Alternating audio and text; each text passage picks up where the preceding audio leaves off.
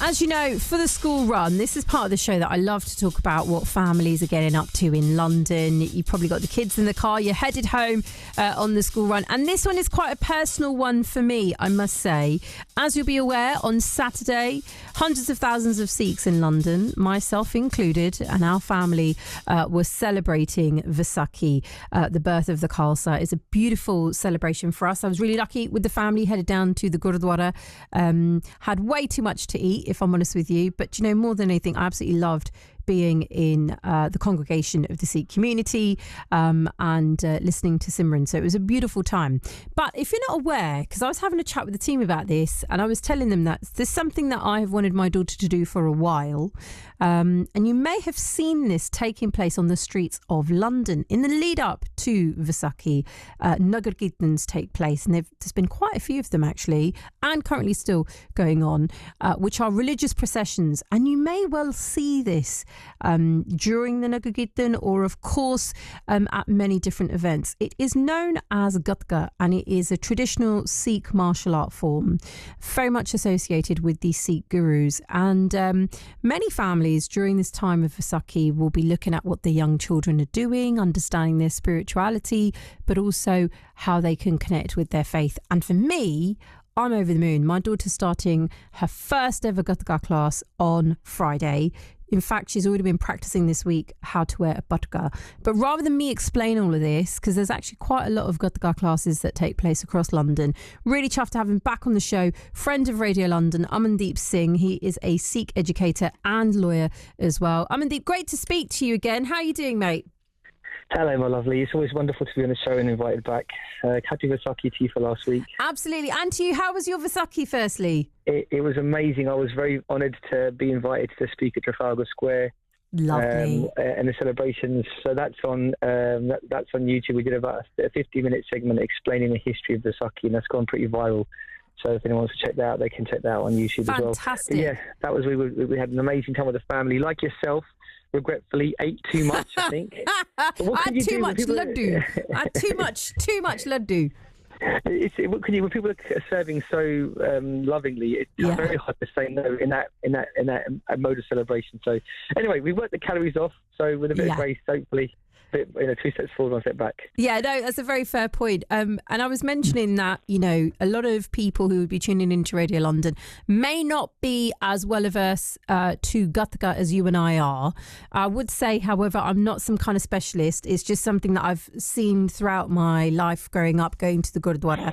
And I'm really chuffed, Amandeep. My daughter, Tyra, well, we call her Goody at home. Goody's starting her first ever Gatka class on Friday. I'm a little bit I'm excited, but I'm nervous at the same time. I think first and foremost, I think congratulations to you for having the courage. In this day and age, we hear so much about mental health and stuff like that. The fact you've got the courage to go outside of your comfort zone for your children, and put them out there and put them forward, that is victory already. But the one that's victory there. And I think that's really, you know, kudos to yourself. And I think the real lesson will be learned. Obviously, you'll learn the techniques and the bendera and the footwork and things like that. But the real fact of the matter is, you've already won that battle by defeating your mind and deciding you're going to move forward. So well done to you and your family. Thank you. So for anyone who isn't aware, because my understanding, and again, correct me if I'm wrong, I've already started this conversation by saying, although of course I come from the Sikh community, I am not an expert, but it was the 10th Guru Gobind Singh Ji, who made it compulsory for everyone to use the weapons, the Girban, for self-defense, and of course to defend others. When we talk about Gatka, am I right in understanding that it's a toned-down version of, let's say, the deadlier Shastar Vidhiya? And if so, can you give some context and explanation for our listeners?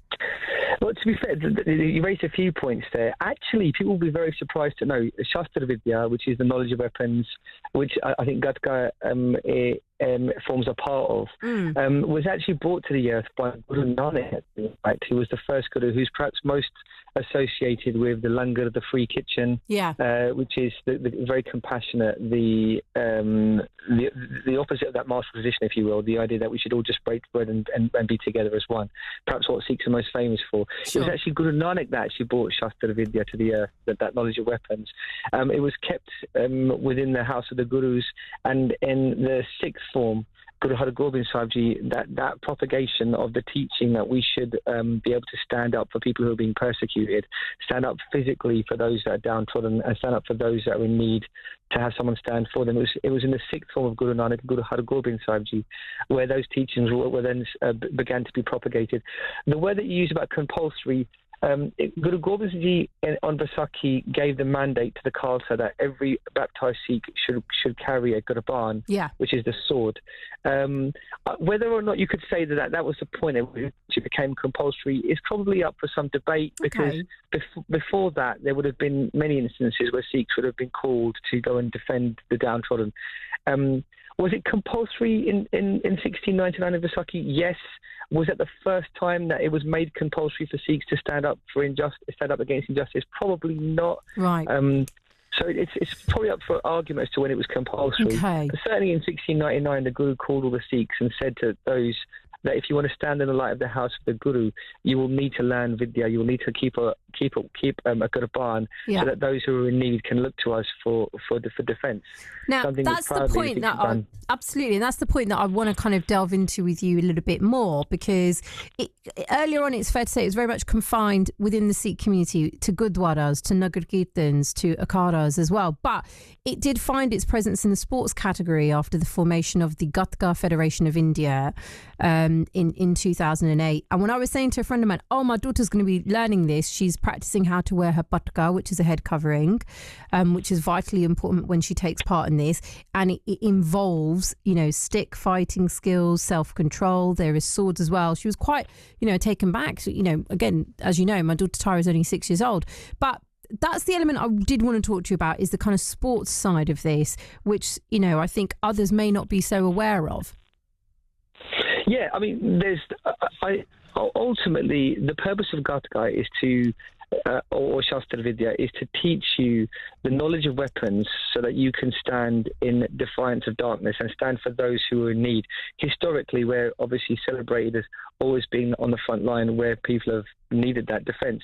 It's developed into sport, and I think, whilst I can't say I've got the authority to speak for those leaders that have undertaken that conversion, the intention is to keep it alive, to keep that warrior spirit alive, that we're in times of peace. But how do we practice that knowledge of weapons in a way that keeps it alive? And I suppose the natural order of things is to bring that into a curriculum whereby the sporting aspect, the competitive aspect can be kept alive. But first and foremost, Gatka is not a sport. It's actually a very effective infantry art that can be deployed en masse as a way of defence. The sporting aspect is, to my understanding, there just to keep it alive. So, for example, that your family can go and learn that. Exactly. Which is kind of what my daughter's doing, right? And you're absolutely right. Yeah. The faith element is vitally important, but it has now become, whether some people, like it or not, it's considered very much a sport as well. And so you're a martial artist, aren't you, Amandeep? Yeah, devout. Devout martial artist. What's your take? Have you kind of delved into Gatka yourself as a devout martial artist? And if not, or if so, what kind of key skills do you have? I went to my local temple, and I've had some experience of Gatka. For me personally, and it was just my preference, I would lean towards Shastar Vidhiya, which is perhaps a more traditional, I'd say more of a, how would I say it? It's a different take on that ancient Indian martial arts. Shastar Vidhiya it begins with Savaraksha, where they teach you self-defense, and there's a lot more, I would say, nuanced techniques in Shastar Vidhiya.